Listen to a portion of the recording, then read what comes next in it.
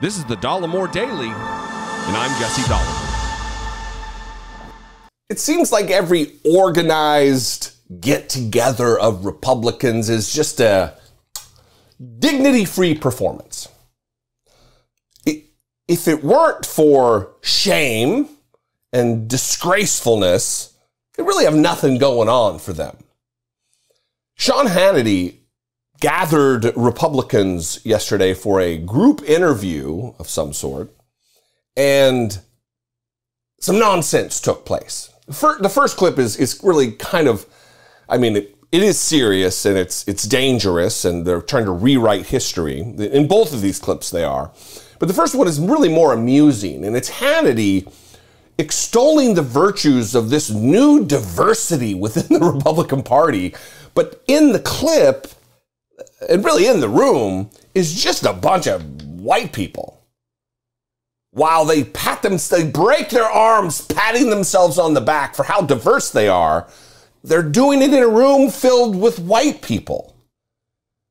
And they can't see past the propaganda and the lies they're trying to spread to notice that they look like idiots while all this is taking place. Watch this very brief clip from Pumpkinhead Sean Hannity. You know, Congresswoman, I've known you a long time. One of the things I'd like to see, and I'm seeing, is more diversity in the Republican Party. To me, the Democratic Party is the party of coastal elites. Did he catch himself there? One of the things I'd like to see, and I'm seeing, is more diversity in the Republican Party, surrounded by white faces, surrounded largely by men who are white. There's a few token ladies, I guess. They've got a few black members or Hispanic members, but come on, it's laughable. But the more laughable thing is the strange rewrite. I mean, listen, the rewriting of history is what I was going to say.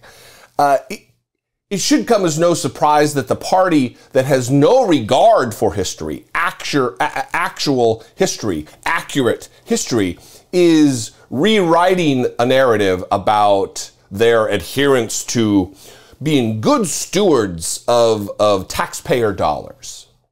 That now that they control the House, they're all over the budget. They want to rein in spending. We got to be responsible. We got to cut spending. We got to balance budgets. Oh, we're all over. We're deficit hawks. Now that they're in the House. When Donald Trump was in the White House, well, that's the element. That now that they're in the House and we have a Democrat in the presidency, that's the problem. Because when Donald Trump was president, whoo, it was go crazy time. And we'll talk about the exact numbers in just a minute. Watch this exchange between Hannity and Kevin McCarthy. The Biden family investigation. Now let's get to the issue of finances and money and spending. And why don't you explain how this process now will be different? And we're coming up against the debt ceiling vote, and what that's going to mean.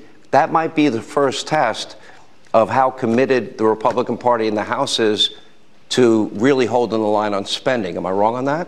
No, you're not wrong on that. But think for one moment. We cannot, one of the greatest threats we have to this nation is our debt. It makes us weak in every place that we can. We have never been at this high of debt to GDP except during World War II. And what are we funding? Wasteful Washington spending much of the time. So we think if you had a child and you gave them a credit card and they kept hitting the limit, do you just increase the limit or do you change their behavior? This is our moment to change the behavior to make sure that hardworking taxpayer, that we're not wasting their money.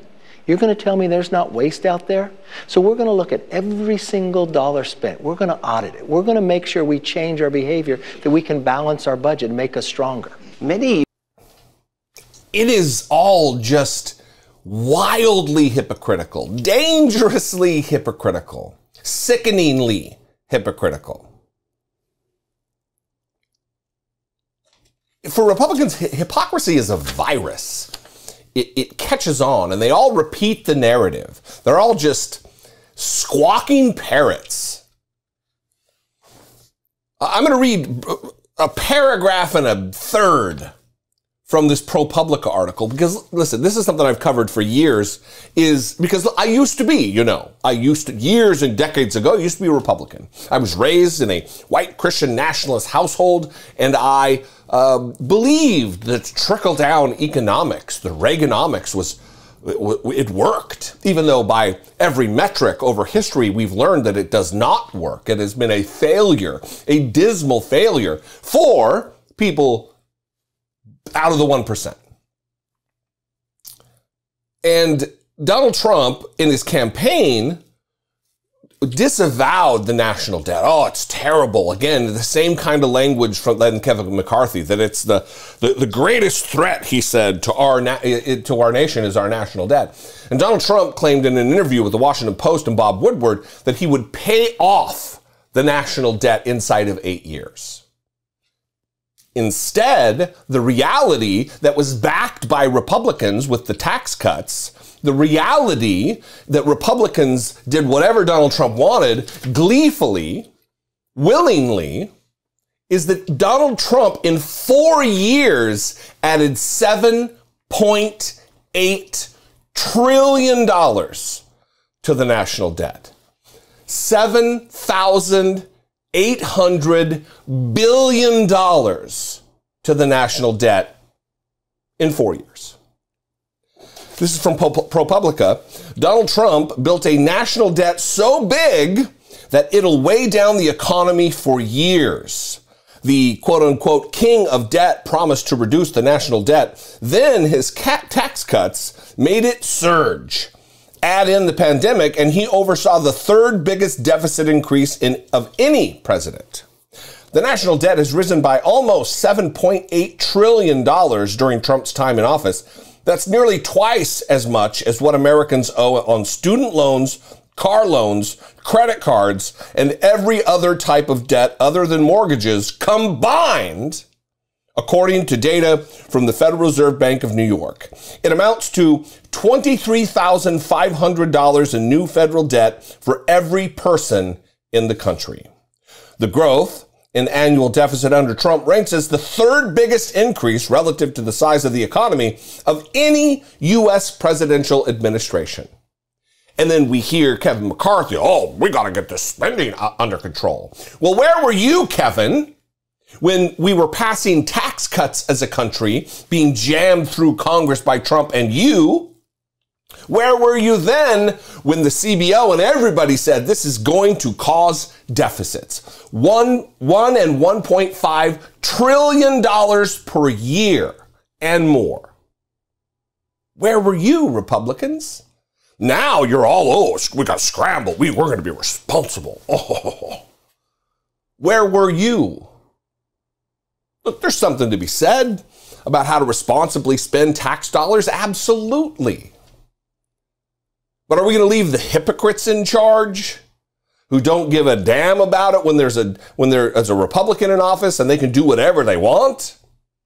But once a Democrat gets in office, oh, harumph, we have to do better than this. It's a show. They're liars and charlatans. And they support a man who has dedicated himself to the prospect of, literally, he said with his own thumbs on True Social, terminate the Constitution of the United States of America. They're just fascist liars who are in it for the power. Anyway, I'd love to know what you think about this. This is alarming. I mean, it's continuing. We've deadened our senses to it because it happens cycle after cycle after cycle after cycle, but it's still no less concerning. What do you think? 714-576-4054. Of course, you can email me, daily@dollemore.com. Let's talk about it on social media. I am at Dollemore on Twitter and Instagram and TikTok, at Dollemore. I'd love to see you there. And if you appreciate what I do, if I bring you value on a day-to-day basis or a week-to-week basis, please support this work, help produce what I do here. Click the join button, become a channel member for $2 a month, or go over to patreon.com/Sean I Doubt It podcast. Both those are great ways. If there's somebody else out on this platform or wherever that you get your news, your commentary, and your analysis, and they do more for you than me, support that person. These are tenuous times. We got CNN turning into Fox News. We got Fox News turning into Newsmax. It's remarkable times. Anyway, I love you guys. I'll see you next time. Until I do, be genuine. Take care of one another.